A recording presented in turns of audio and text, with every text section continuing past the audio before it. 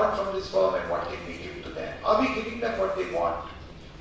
Because the one thing which I tell all the youth who are sitting here, you people are fearless.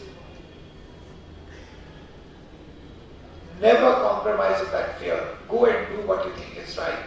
It is people like us who feel, okay, we look at risk, we look at that, but the youth dares. I can't imagine, in today's time, the young guy, when we have town halls, it's the young person who stands up and asks all those very difficult questions. Why? They're not scared. They want to know the truth. They want to challenge the holy cows. They want to challenge why you're doing this. Why cannot you do it differently? I think that's what is going to differentiate India. That's what's going to take India differently. And never lose that, because you're untouched. You have not been hit by the vagaries of nature. I think you should keep that. That's a very, very important quality to have, because that is what is going to help the country, help you as you go along.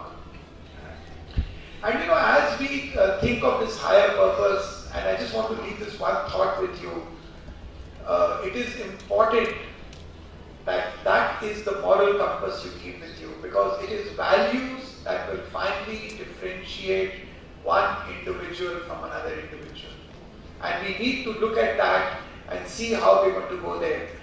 When Steve Jobs was building out his empire and he failed, the first time when he put it out, he goes and hires,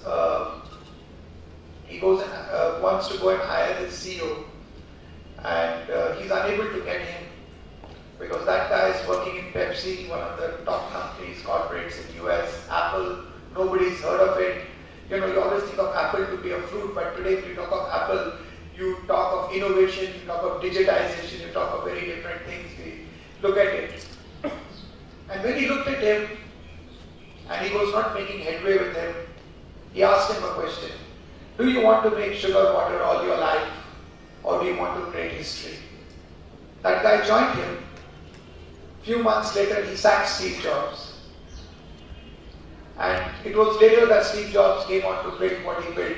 But the problem is, the issue with Steve Jobs was that he never took the normal path. He challenged.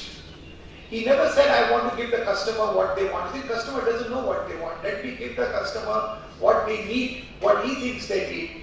And he brought out, every single product that he brought out completely became an outstanding hit, a disruptor. Take the iPod, for example. There was Walkman before. What was different?